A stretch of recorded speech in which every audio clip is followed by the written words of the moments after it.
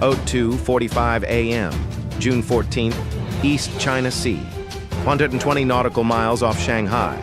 The destroyer USS Jack H. Lucas cut through black water at 18 knots, her new SPY-6 radar sweeping the coast like an all-seeing eye. Fishing boats crawled at 12 knots. One trace surged past 40, then vanished.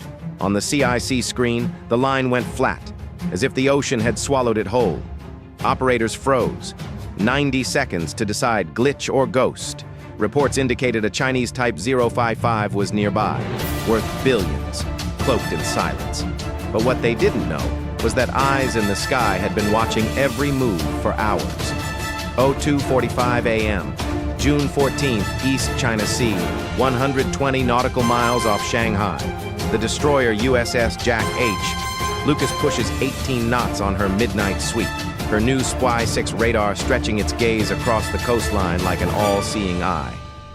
Inside CIC, the air vibrates with low voices and the constant hum of machinery. Sea clutter stacks the screen with gray haze. Fishing boats crawl at 12 knots, their wakes small and harmless. Ground bounce adds sparks that mean nothing. Then it happens. A single return lifts out of the noise. It hardens, slides right, surges past 40 knots, then vanishes. The operator's hand freezes on the console. The supervisor calls for mark and time. A petty officer leans forward, grease pencil poised against the plotting glass, as if trying to catch a ghost before it disappears. The trace does not return. The silence inside CIC grows heavy. Reports indicate a Chinese surface group may be operating in this sector. A Renhai-class destroyer could be running emission control.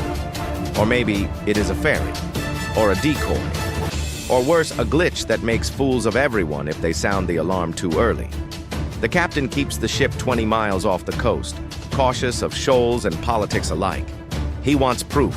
The radar wants another look. The array sweeps again.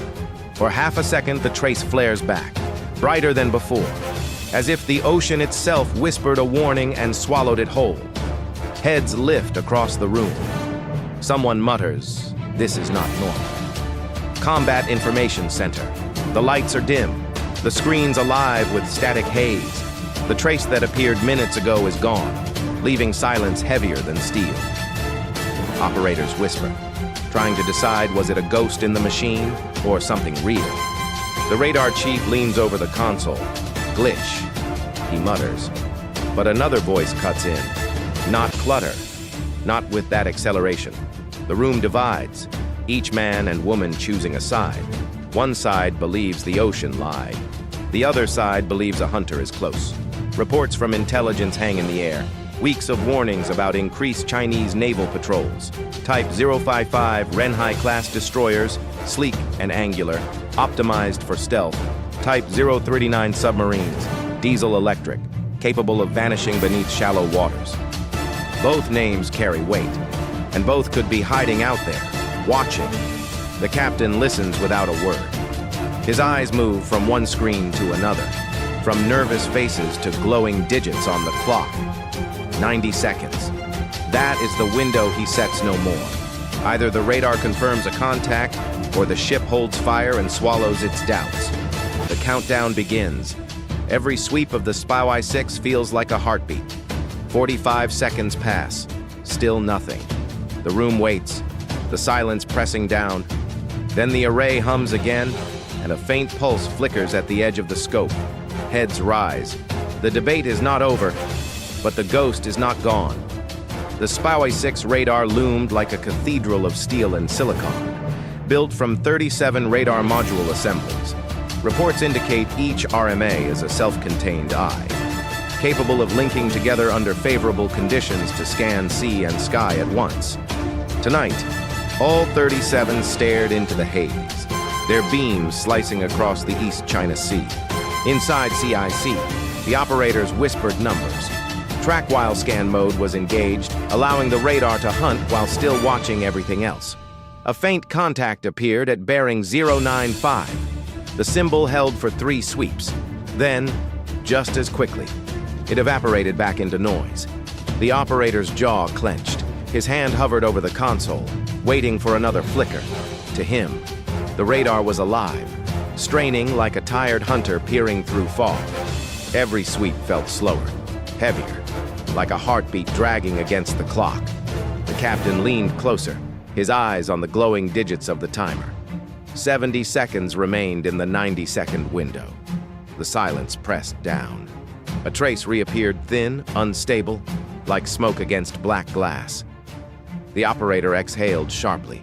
The room froze. Heads tilted toward the screen. Was this the ghost returning, or a trick of the ocean?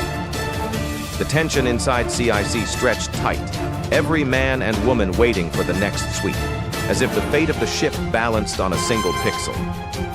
The SPY-6 swept again, and this time the screen bloomed with chaos. Not one trace, but three. Then a fourth. Ghost contacts scattered across the scope, each flaring for seconds before dissolving into static. Electronic warfare manuals warn that under favorable conditions, decoy systems can generate multiple false targets. Reports indicate regional navies have invested in such systems, capable of tricking radars into chasing shadows. Inside CIC, the operators knew the risk every ghost they marked could be a phantom designed to pull them away from the real threat. The tension rose like a tide.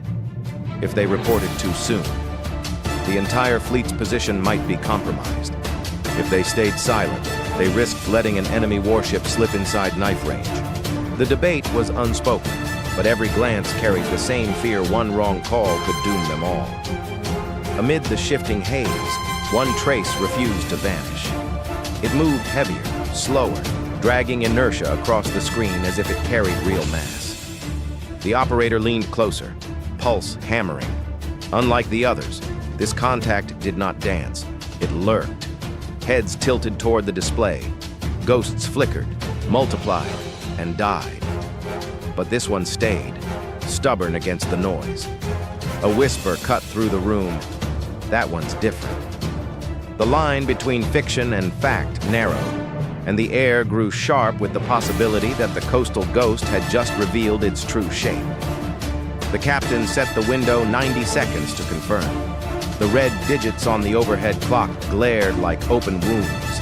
Operators sat rigid, eyes locked on the green sweep of SPY-6. At the 90-second mark, a faint return held steady. It did not flicker like clutter or dart like a decoy. It sat heavy, dragging inertia, a presence inside the storm of noise. The radar operator felt his throat dry as he called out the bearing. 75 seconds. The contact remained. He leaned forward, eyes burning, hand hovering over the console.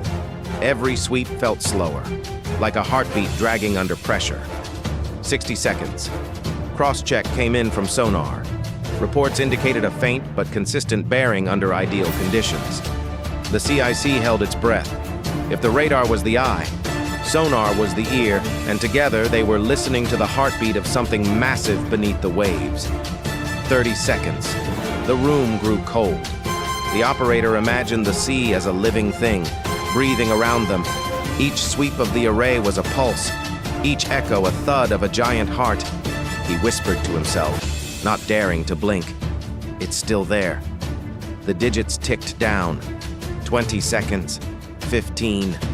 The trace still clung to the scope, stubborn and undeniable. The silence inside CIC was deafening. Everyone knew that when the clock hit zero, the truth would either vanish forever or reveal the ghost in full. The trace held, but radar alone was never enough. The captain ordered full fusion. Data streams converged SPY-6 radar tracks layered with feeds from a high-altitude UAV and satellite ISR overhead. Reports indicate that under ideal conditions, such fusion can confirm size, movement, and intent with far greater accuracy than a single sensor. On the screen, the contact thickened. Dimensions matched something large, the signature of a surface combatant. It was too heavy to be fishing traffic, too deliberate to be clutter. The CIC grew silent, each officer leaning closer, the glow of green digits painting their faces pale. At first, everyone thought it fit the pattern of a Type 055 Renhai-class destroyer, angular, stealth-shaped, built to vanish against the horizon. It all lined up until it didn't. The UAV imagery returned, grainy but revealing details that did not align. The profile was similar but not exact. That was the twist. The ghost was not hiding to survive. It was bait. Its presence was meant to lure American eyes and draw the destroyer's attention away from another sector. What seemed like discovery now felt like a trap snapping shut. CIC tightened in silence. The operators realized this was no ordinary game of cat and mouse. The coastal ghost was not simply trying to remain unseen, it wanted to be seen, to pull them in. And the realization sent a ripple of unease through the room. The coastal ghost began to drift toward the shoreline, sliding into the radar's dead angle where land clutter thickened like smoke. Its emissions went silent. No active radar, no radio traffic. This was emission control at its most disciplined, a warship trying to vanish into background noise. Inside CIC, the operators leaned forward, every second stretched thin, every sweep of SPY-6 dragging like a clock hand. They knew the trick: hug the coast, hide under civilian traffic, let the shoreline mask your signature. But tricks have flaws, and flaws can kill. Then it happened. The contact surged ahead, accelerating hard. The trace that had blurred now burned sharper. Under favorable conditions, high speed betrays stealth the faster a ship moves. The louder its footprint becomes across multiple sensors. The ghost, in its rush to escape, carved its own outline onto the scope. 70 seconds passed in this tense dance. The captain kept silent, waiting. He knew patience was a weapon. The operators watched, hands frozen, as the enemy painted itself with every reckless maneuver. The room felt like a held breath. The sea outside roared unseen, but inside CIC only the hum of electronics filled the air.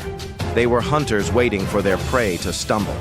And with each surge of speed, the coastal ghost gave them more than a glimpse, it gave them proof. The coastal ghost surged toward the shoreline, convinced it had broken free. But SPY-6 did not hunt alone. Multi-sensor links came online radar tracks, sonar bearings, and satellite pings woven together into a net. Reports indicate that under favorable conditions, such fusion can lock a target even as it tries to vanish. Every maneuver betrayed it. A hard turn left a sharper wake visible to the UAV. A sudden acceleration rang louder on passive sonar. Each correction carved its outline more clearly, stripping away stealth layer by layer. The ghost thought it was invisible, but in the act of fleeing, it had painted itself in neon. Inside CIC, no one cheered. The captain gave no order to fire. Instead, the destroyer held silence, letting the sensors tell the story. The American crew knew they had already won, not with missiles, but with patience. At last, the coastal ghost slowed, then turned away, retreating towards safer waters. The screen cleared, the echoes fading like smoke. The hunters had not struck, but the prey had admitted defeat. What was once a phantom stalking the coast was now nothing more than a beaten shadow. Stealth had promised invisibility. Tonight, it had delivered surrender. The data did not stay aboard the destroyer. Within minutes, encrypted packets pulsed through the network, climbing up to the task force command. From there, the information spread outward, shared with allies in Japan, South Korea, and the Philippines. Each partner studied the same ghost trace, a reminder that the ocean's silence can be broken. Reports indicate the United States has recently expanded its presence in Palawan, building a support facility for operations in the South China Sea. The timing made the transmission sharper. This was not just about one ship and one radar sweep. It was about a region where shadows had grown bold. The message was clear. Stealth is not absolute. At best, it delays discovery. And in a world wired with sensors, satellites, and patience, delay is not victory. The CIC officers knew it. The allies reading the files would know it too. Yet pride mixed with caution. Tonight, the hunter won. But under different seas closer to hostile air cover, in heavier clutter, or without UAV eyes, the outcome could have shifted. The ghost could have remained a ghost. The destroyer sailed on, leaving the East China Sea behind. The echoes of the coastal phantom faded. But the lesson remained: every trace carries a consequence, and every shadow eventually meets the light. The ocean calmed as the destroyer pressed on, leaving behind the contested waters. SPY-6 fell silent, its arrays sweeping without urgency, like an eye closing after a long night of vigilance. The ghost had retreated, and with it, the tension that had wrapped the crew like steel wire. No one in CIC claimed victory aloud. They knew the radar was not all-powerful. It was not magic. Reports indicate its strength comes from patience, from linking with sonar, UAVs, and satellites until the picture sharpens into truth. Technology alone does not win. Endurance does. The lesson was etched into the green glow of the screens. Stealth may delay discovery, but it cannot erase it. Every shadow leaves a trace. Every movement tells a story. And those willing to wait to watch will eventually drag the hidden into the open. The sea outside shimmered, deceptively calm. The destroyer's wake cut clean through the black water, a silent signature of presence and persistence. Above, satellites continued their watch. Beyond the horizon, allies waited for the next report. And then came the truth, spoken not by any officer but by the silence itself. In the age of shadows, every ghost believes it cannot be seen, but all it takes is 90 seconds to drag it into the light. If this story pulled you in, don't let it end here. Like, share, and subscribe to See Phantom, where every scenario stretches beyond imagination and lingers long after the screen fades. The closing words carried a reminder: this is storytelling, not a playbook. No real commander, sailor, or soldier should gamble with lives in reckless games of intimidation. The purpose is to illustrate, to dramatize, to warn, not to instruct. Any resemblance to classified missions or specific individuals is purely coincidental. Our intent is never to mislead or glorify war, but to spark curiosity, reflection, and a deeper appreciation for how fragile modern conflict can be. Thank you for being here. Your presence is what gives these stories meaning.